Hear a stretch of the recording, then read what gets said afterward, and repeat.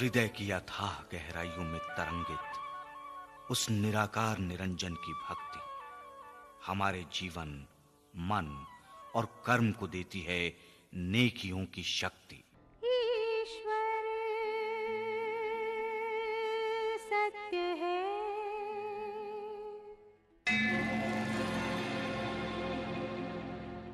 सत्य ही शिव है,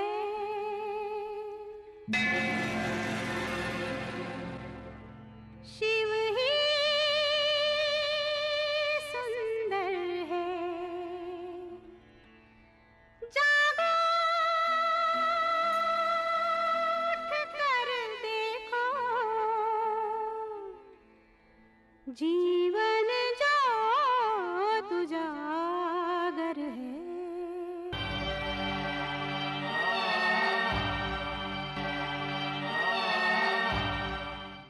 पूरे ब्रह्मांड में केवल हमारी पृथ्वी पर ही जीवन है। ईश्वर ने इस धरती पर हम मनुष्यों के साथ-साथ तरह-तरह के पशु पक्षियों, कीड़ों और पेड़ पौधों की भी रचना की है। सभी को जीने का एक समान अधिकार है। हम चाहे किसी भी धर्म या जाति के हों, हर धर्म में प्रेम, अहिंसा और करुणा की ही शिक्षा दी जाती है। भगवान महावीर ने तो कहा था, अहिंसा परमो धर्म, यानी अहिंसा और दया से बड़ा कोई धर्म नहीं। सच है, जब हम जीवन दे नहीं सकते तो हमें किसी का जीवन लेने का क्या अधिकार है। पर यह भी सच है कि हमारे यहाँ हर दिन न जाने कितने ही बेजुबान लाचार पशु और पक्षी इंसान के हाथों मारे जाते हैं। हमारे देश के कई कत्लखानों में लाखों जानवरों को हम अपने स्वार्थ के लिए मौत के घाट उतार देते हैं, उन्हें बेरहमी से मार देते हैं।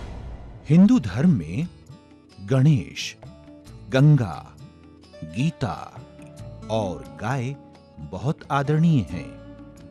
गाय को तो मां की तरह पूजा जाता है। फिर भी हमारे देश में गौ हत्या की जाती है। ऐसी क्रूर हिंसा से ज्यादा घिनौना कोई और पाप नहीं। युगों युगों से मनुष्य और दूसरे जीव जंतु इस पृथ्वी पर साथ साथ रहते आ रहे हैं। भगवान महावीर के समय के समवसरण दृश्य में भगवान स्वयं एक वृक्ष के नीचे विराजमान हैं। वह मोक्ष प्राप्ति का मार्ग समझा रहे हैं और वहां पर देवताओं व मनुष्यों के साथ-साथ विभिन्न पशु और पक्षी भी उपस्थित हैं। सच, ये पशु पक्षी भी इस सृष्टि के अभिन्न और महत्वपूर्ण अंग हैं और हम मनुष्यों के प्यारे मित्र और हितैषी भी। पर्यावरण की रक्षा में भी इनकी महत्वपूर्ण भूमिका है।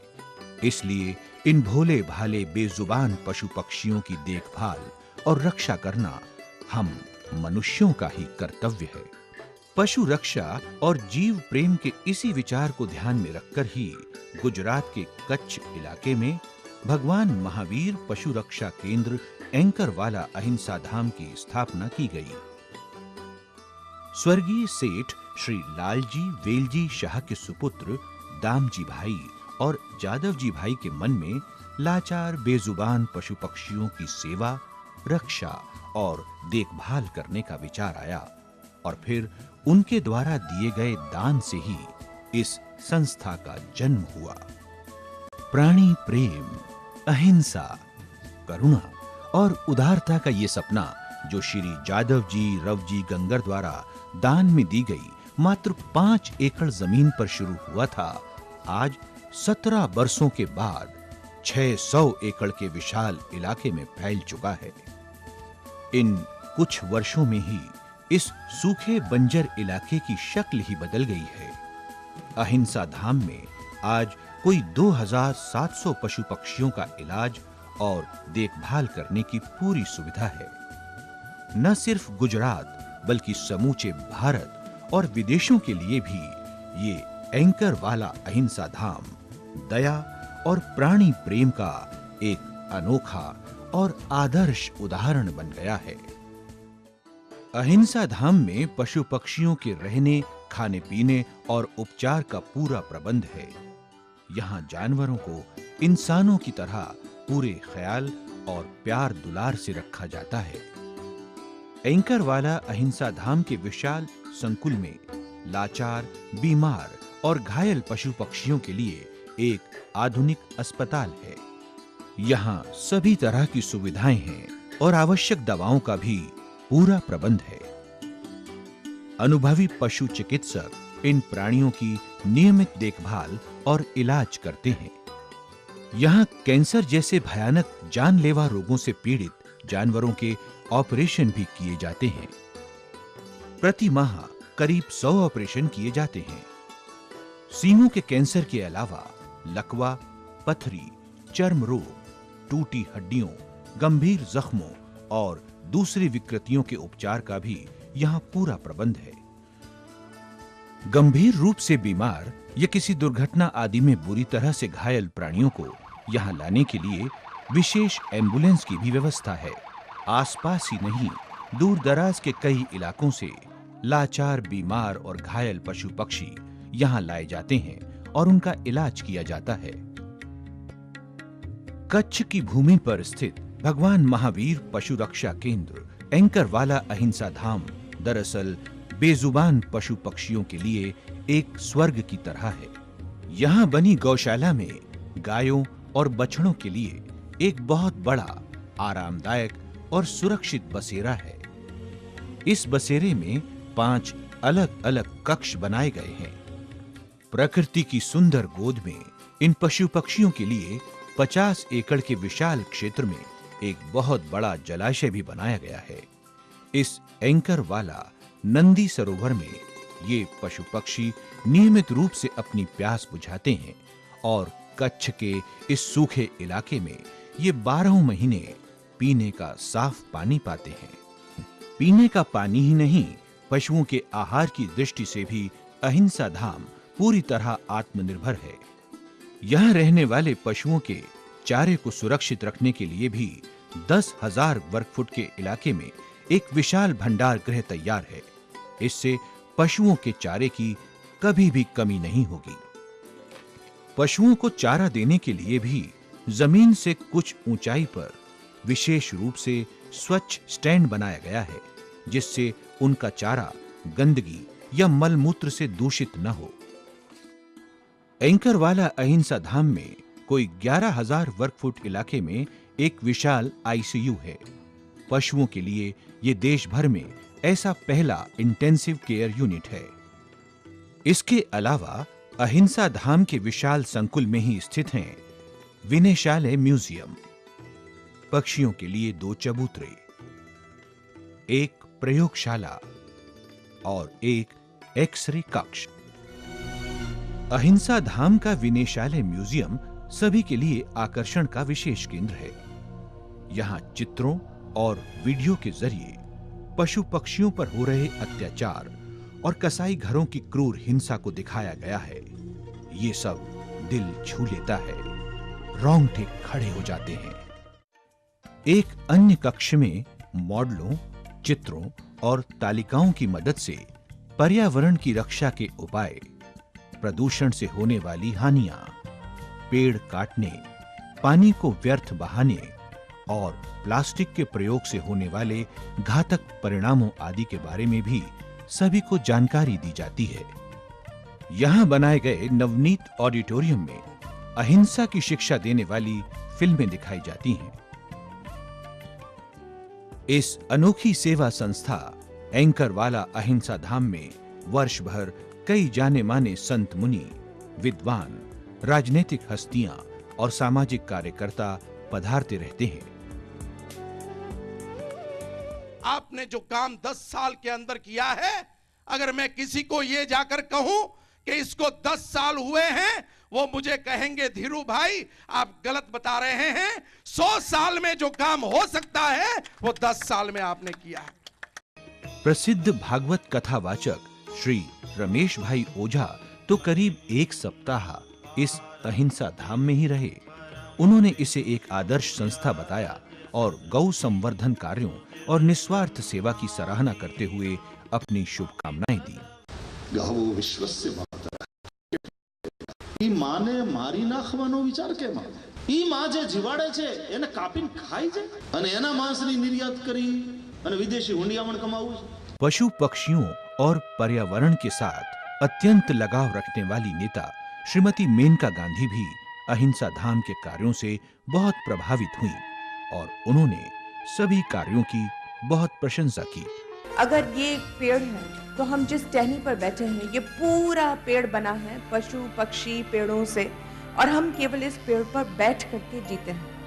छोटी सी चीज से लेकर के बड़ी तक एक एक इस धरती को सजाती है, बनाती है और हम उसका फल लेते हैं। अहिंसा धाम ने अपने गौरक्षा प्रयासों के अंतर्गत मुंबई की मेयर डॉक्टर शोभा राउल के सहयोग से देवनार कत्लखाने से 2 बैलों को आजाद करवाया।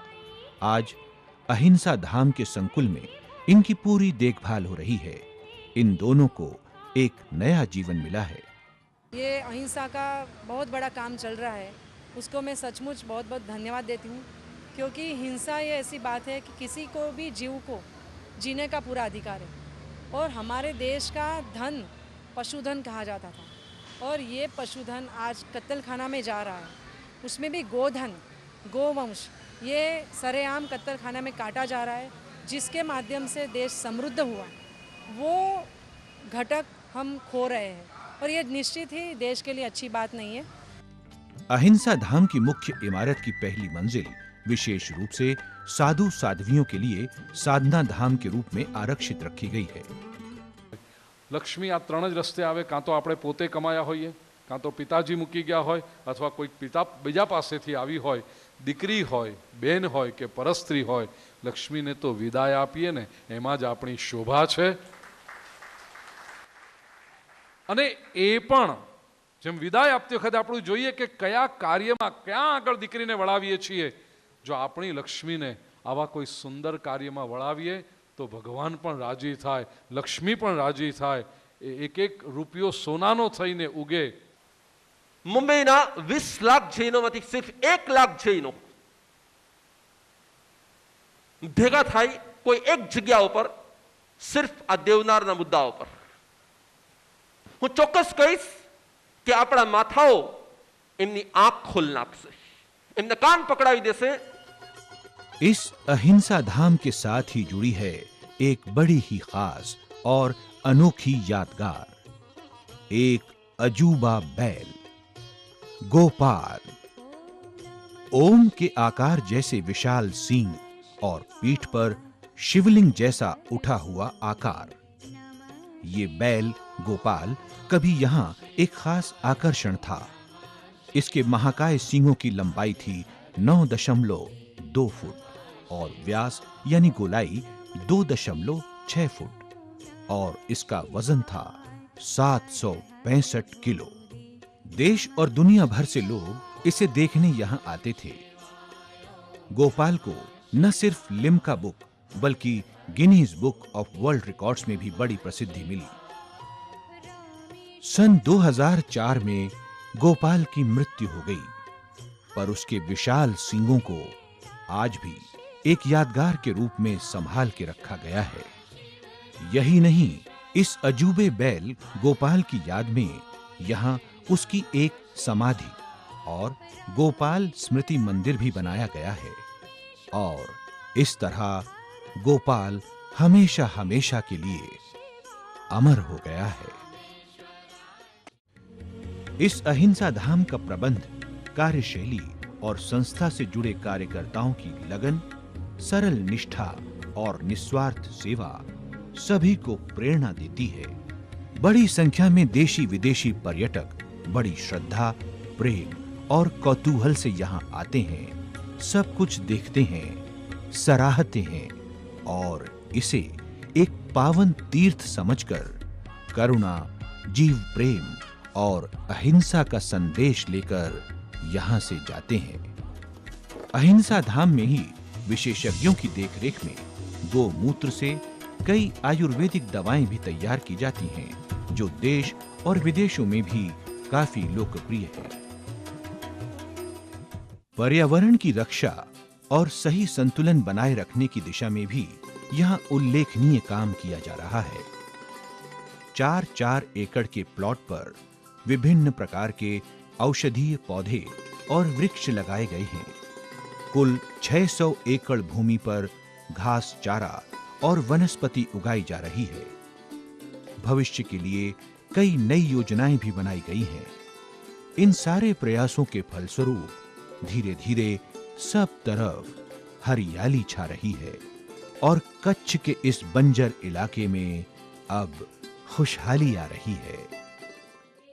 गुजरात के इतिहास में 26 जनवरी 2001 का भयानक दिन कौन भूल सकता है।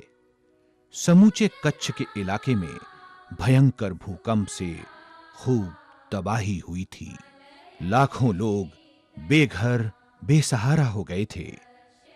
इस इलाके के कई जैन मंदिर और दूसरे धार्मिक भवन इस भूकंप के कारण तहस-नहस हो गए थे। ऐसी विपदा के समय भगवान महावीर पशु रक्षा केंद्र एंकरवाला अहिंसा धाम ने स्थानीय लोगों की खूब मदद की थी। उन्हें आश्रय दिया, उनके खाने पीने और दवा आदि का भी प्रबंध किया। यही नहीं, भुज, अंजार, गांधीधाम और कच्छ के कई अन्य इलाकों में भूकंप की चपेट में आए बेसहारा भोले भाले पशुओं के लिए भी अहिंसा धाम ने कई दिनों तक पानी, चारा और दवा खुराक बांटने का प्रबंध किया। यही थी सच्ची सेवा। संस्था के ऐसे ही सेवा कार्यों से प्रभावित होकर देश और विदेशों से भी कई लोगों ने आर्थिक योगदान दिया, मदद की। बेजुबान प्राणियों की निस्वार्थ सेवा और पर्यावरण की सुरक्षा में योगदान के लिए अहिंसा धाम को समय-समय पर कई सम्मान और पारितोषिक प्राप्त हुए हैं।